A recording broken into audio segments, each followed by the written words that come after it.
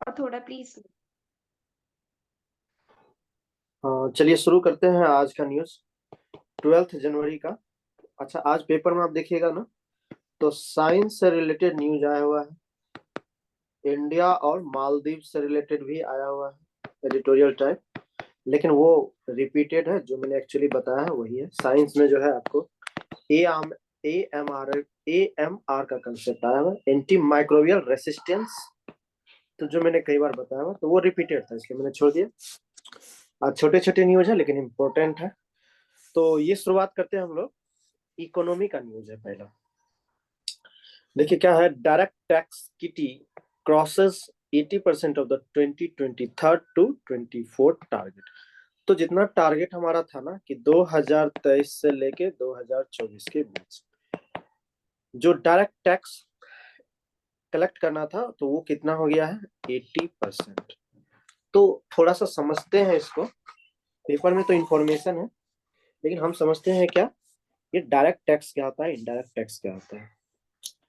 तो देखिए, in India, whether you are earning or making a purchase of any goods or services, you as an individual or any corporate entity are obliged to pay taxes। क्या कर रहा है कि अगर आप India में रह रहे हैं, चाहे आप अर्निंग करो, मतलब आप कमा रहे हो, जैसे इनकम सोर्स आपका सैलरी बेसिस है या बिजनेस कर रहे हो, तो आप कोई भी चीज परचेज करोगे, कोई भी गुड्स और सर्विस को परचेज करोगे, तो आपको क्या करना पड़ेगा एज ए इंडिविजुअल, या आप एक कॉर्पोरेट कंपनी हो, तो आप तो आपको जो है टैक्स पे करना पड़ेगा। ठीक है, कर जो है सरकार को देनी पड़ेगी। तो टैक्स है क्या, तो टैक्स जो है एक तरह का फी है। ठीक है ना, एक तरह का आवश्यक फी है जो आपको या तो सेंट्रल या तो स्टेट गवर्नमेंट को देना होता है। ठीक है, और इसी टैक्स को क्या माना जाता है, जो गवर्नमेंट होती है, चाहे स्टेट में हो या सेंट्रल में, उन गवर्नमेंट के लिए रेवेन्यू का सोर्स टैक्स ही होता है। और इसी टैक्स से कंट्री, जो हमारे गवर्नमेंट होते हैं, वो क्या करते हैं, कंट्री के इकोनॉमी को बिल्ड करते हैं, मजबूत करते हैं, इसी टैक्स के रुपये से। ये जो रोड बनता है या गवर्नमेंट कोई फैसिलिटी देती है हम लोग को, ये सारा रुपया कहाँ से आता है, सोर्स उसका यही टैक्स है। यहाँ तक समझ में आई बात। Yes sir. ठीक है, अब टैक्स में देखिए दो तरह के टैक्स होते हैं, एक होते हैं डायरेक्ट टैक्स, एक होता है इनडायरेक्ट टैक्स। तो डायरेक्ट टैक्स को समझते हैं। डायरेक्ट टैक्स का मतलब हुआ कि जब आप सरकार को टैक्स डायरेक्ट देते हो, किसी के थ्रू नहीं। क्या मतलब, जैसे अगर आप बात करो इनकम टैक्स, आप जॉब कर रहे हो, आपको जो आपने जो कमाई की अर्निंग सोर्स हुआ आपका, आप उसमें से कुछ टैक्स सरकार को दे रहे हैं, ये होता है डायरेक्ट टैक्स। और इसको हैंडल कौन करता है, CBDT, central board of direct tax. Indirect tax क्या होता है, ये भी सरकार आप ही से पैसा लेती है टैक्स के रूप में, लेकिन आपसे डायरेक्ट नहीं लेते हैं। मान लीजिए आपने चिप्स खरीदा, आपने किसको दिया, सोप वाले को पैसा, फिर सोप वाले से जाता है सरकार के पास, तो ये इनडायरेक्ट टैक्स है। और इसको भी कंट्रोल करता है CBIC। तो ये भी CBDT के तरह ही है। इसके एग्जांपल जैसे सेल्स एंड GST टैक्स, ये जो हम लोग GST भरते हैं, ये क्या है, indirect tax. Sir sales tax. Sales मतलब कुछ हम जो बेचते हैं, तो वो चीजें। सेल्स बोलो या GST एक ही चीज है, ये पुराना वाला एग्जांपल है। GST समझिए। ठीक है। इनडायरेक्ट टैक्स में क्या है कि दो तीन चीज आते हैं। देखिए, लिख लीजिए, इनडायरेक्ट टैक्स में किसको किसको लिया जाता है, जब इंपोर्ट पे टैक्स लगाया जाता है, एक्सपोर्ट पे टैक्स लगाया जाता है, और प्रोडक्शन पे जो टैक्स लगाया जाता है, ये तीनों आते हैं इनडायरेक्ट टैक्स के अंदर। लिख लिया, जल्दी बोलो। Yes sir. हाँ। अब देखो एक क्या है कि जैसा कि आप लोगों ने सुना होगा, सुन रहे होंगे, मैं बता भी रहा हूँ डेली। इजराइल जो है, ये जो हमास है, पैलेस्टीन है, इस पे क्या कर रहे हैं, आक्रमण कर रहे हैं, अटैक कर रहे हैं। तो इसमें जो है थोड़ा सा बीच में आए हैं साउथ अफ्रीका। ठीक है, इन्होंने क्या बोला कि Israel of genocide in Palestine, मतलब South Africa accuses Israel of genocide in Palestine. तो साउथ अफ्रीका ने आरोप लगाया कि इजराइल क्या कर रहा है, पैलेस्टीन पे जीनोसाइड का काम कर रहा है, मतलब नरसंहार। ये क्या होता है हम समझेंगे, पहले हम थोड़ा सा समझते हैं कि लड़ाई चल रही है किसके बीच, इजराइल और इजराइल। हमास पैलेस्टीन के बीच। तो साउथ अफ्रीका बीच में क्यों आ गया? एक्चुअली साउथ अफ्रीका क्या है, सपोर्ट करते हैं किनको, पैलेस्टीन को। और आज से नहीं, शुरू से ही, जब से नेशनल मंडेला फ्रीडम फाइटर थे वहां साउथ अफ्रीका के, तब से ही क्या है, ये पैलेस्टीन को सपोर्ट करते हैं। तो South Africa accused Israel of committing genocide against the Palestinians and pleaded UN's top court on Thursday to urgently order a halt to country's military operation. Israel has vehemently denied the allegations. अब क्या करा, south Africa ने आरोप लगाया Israel पे, और ये बात जाके यूनाइटेड नेशन के टॉप कोर्ट में बोला कि ये जीनोसाइड का काम करते हैं पैलेस्टीनियन पे। किसने कहा? साउथ अफ्रीका ने।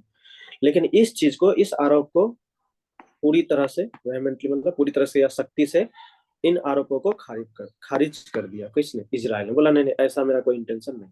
एलिगेशन मतलब होता है आरोप, वेहेमेंटली सर मतलब होता है। जेनोसाइड का हाँ मतलब? हाँ, हम बताते हैं।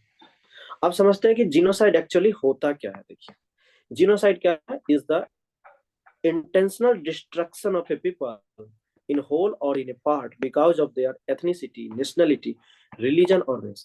आप क्या कर रहे हैं, किसी भी पीपल को, एक आदमी को या पूरे एक ग्रुप को आप क्या कर रहे हैं, उसे उसे डिस्ट्रक्ट कर रहे हैं। मतलब आपका इरादा है कि इस आदमी को या इस पूरे सोसाइटी को हम खत्म कर देंगे। लेकिन किस बेसिस पे?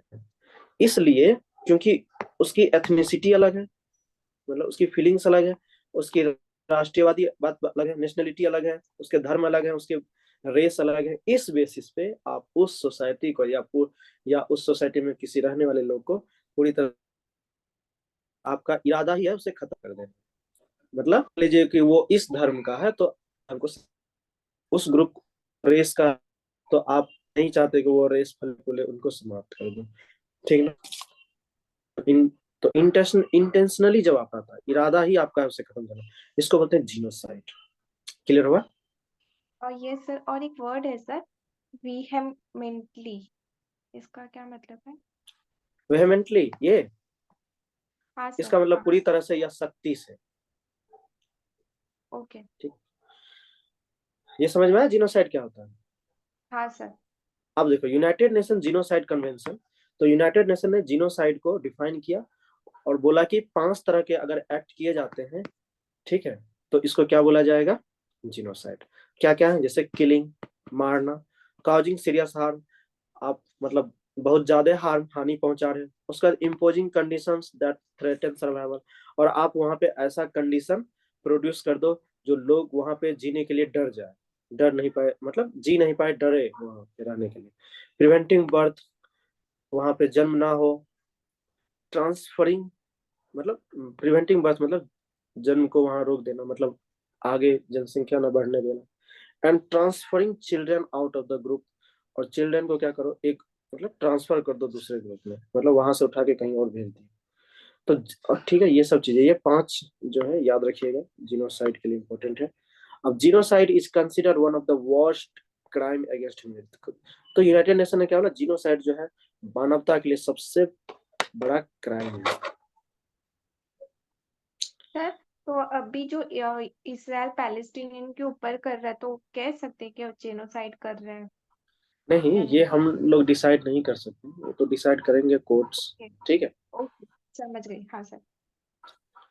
अब ये देखिए, स्मार्ट सिटी के बारे में बात की गई है, तो ये आपको प्रीलिम्स टाइप है, तो इन्वायरमेंट का, लेकिन आपको प्रीलिम्स टाइप में पूछेगा। तो सूरत है गुजरात में, और मध्य प्रदेश का एक क्षेत्र है इंदौर। तो सूरत और इंदौर, ये दोनों को क्या माना गया है, इंडिया का सबसे क्लीनेस्ट सिटी है। तो याद रखिएगा कौन कौन है, सूरत और इंदौर। ठीक है, 2023 का इनको क्लीनेस्ट सिटी का अवार्ड मिला। ये हर साल सर्वे किया जाता है। तो 2023 का सबसे क्लीनेस्ट सिटी कौन है? सूरत और इंदौर। उसके बाद कौन आया है दूसरे मुंबई। नंबर पे? मुंबई का नवी नवी मुंबई। ठीक है, स्वच्छ सर्वेक्षण अवार्ड दिया जाता है इसके लिए, और ये दिया जाता है किनके द्वारा? ऑनरेबल प्रेसिडेंट के द्वारा। और इंदौर जो है, तो ये जो है कंटिन्यू जो है 7th टाइम, 7वीं बार जो है क्लीनेस्ट सिटी का अवार्ड मिला है इसको। ठीक है, ये एक न्यूज देखिए, इससे भी रिलेटेड एक एडिटोरियल भी आया था, लेकिन वही घिसा पिटा था, कुछ खास नहीं था। अब इसमें देखिए, Maldives China commit to greater strategic cooperation, sign 20 MOU। तो 20 चीजों पे इन लोगों ने क्या किया है, एक दूसरे के साथ एग्रीमेंट किया हुआ है। किसके किसके बीच? तो मालदीव और चाइना के बीच। तो ये जो है, ये अच्छे संकेत नहीं है इसके लिए, इंडिया। क्योंकि इंडिया का क्या है, अगर आप देखोगे ना, ये अगर इंडिया का साउथ रीजन है, यहाँ पे क्या है, श्रीलंका है, और यहाँ पे आप देखोगे ना, यहाँ पे माले है, मतलब मालदीव्स। तो ये, और इधर आप देखोगे तो क्या है, यहाँ पे आपका है इंडियन ओशियन, और ये क्या है, एक ट्रेड रूट है। तो यहाँ पे अगर आपका प्रेजेंस नहीं रहा, दबदबा नहीं रहा, और यहाँ पे चाइना का दबदबा आ जाएगा, तो आपको स्ट्रेटेजिक रूप से क्या करेगा, हानि पहुंचा सकता है चाइना। तो ये अच्छे संकेत नहीं है इंडिया के लिए। ठीक है, strategic group, I mean strategic. हाँ, स्ट्रेटजी का मतलब क्या होता है, यही ना।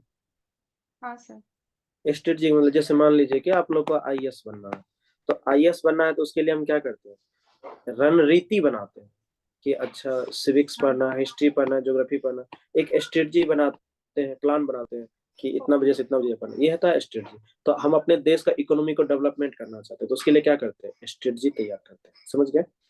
हाँ सर। अब कहता है कि नोटिंग दैट स्ट्रेटेजिक सिग्निफिकेंस। अब देखो, ये महत्वपूर्ण स्ट्रेटेजिक सिग्निफिकेंस है किसके किसके बीच, चाइना और मालदीव्स के रिलेशंस को लेके। कहता the two countries committed to greater strategic cooperation this week while China said formally opposes external interference in the internal affairs of the Maldives according to a joint press conference. तो China ने क्या बोला कि इन जो मालदीव्स है, मालदीव्स के इंटरनेशनल रिलेशंस में हम किसी भी एक्सटर्नल इंटरफेरेंस को पूरी तरह से खारिज करते हैं, मतलब इसको हम नहीं बर्दाश्त करेंगे, और हम भी नहीं करेंगे ऐसा काम। एक्चुअली कर तो ये यही रहा है चाइना, जैसे श्रीलंका का हाल हुआ ना, उसी तरह इसको भी फंसाएगा, देखिए। मतलब द सर टू गव चाइना, सर हाँ हाँ, चाइना, चाइना जो है वो मालदीव्स के बिहाफ पे ये सारी स्टेटमेंट कह रहा है ना कि एक्सटर्नल इन्फ्लुएंस हम बर्दाश्त नहीं हम्म। करेंगे मालदीव को लेके। हाँ, चाइना क्या करता है ना, डेप ट्रैप होता है कि आपको इतना कर्ज दे देगा, आप उस कर्ज से उबर ही नहीं पाओगे, और जब आप कर्जा नहीं चुका पाओगे तो क्या कहेगा कि अब तुम्हारा ये पोर्ट हो गया मेरा। ठीक है, अब देखिए, the two governments agree to draw up an action plan for building a China Maldives comprehensive strategic cooperative partnership from 2024 to 2028। तो 2024 से लेके और 2028 तक 4 सालों का एक एग्रीमेंट दोनों देशों ने एग्रीमेंट किया, मेमोरेंडम ऑफ अंडरस्टैंडिंग किया है, MOU। अब इसमें क्या क्या चीज की बात कही गई है, तो blue economy, digital economy, disaster and risk mitigation, news cooperation. ठीक ना, तो इस एग्रीमेंट के थ्रू ये सब चीजों पे ध्यान दी जाएगी। तो आज ज्यादा नहीं था न्यूज, मतलब ज्यादा न्यूज था लेकिन वो सब रिपीटेड था। ठीक है ना, तो फिर कल मिलिए। जिनको PDF चाहिए डेली न्यूज से पहले, ताकि आप क्या करो कि जब मैं न्यूज पढ़ाता हूँ आपके पास PDF रहेगा, तो आप देखते जाओ, या आप उसमें से नोट भी करने के लिए आपको अच्छा रहेगा। तो आप जो है इस नंबर पे मैसेज करिएगा, तो मैं आपको ग्रुप में जोड़ दूंगा, या आप इस YouTube के लिंक डिस्क्रिप्शन में जाइएगा, तो वहाँ भी दिया हुआ लिंक ग्रुप टेलीग्राम का, तो आप वहाँ से भी जुड़ के PDF ले सकते हैं, या इस नंबर पे मैसेज कर सकते हैं कुछ क्वेरी हो तो। चलिए ठीक है, कल मिलते हैं।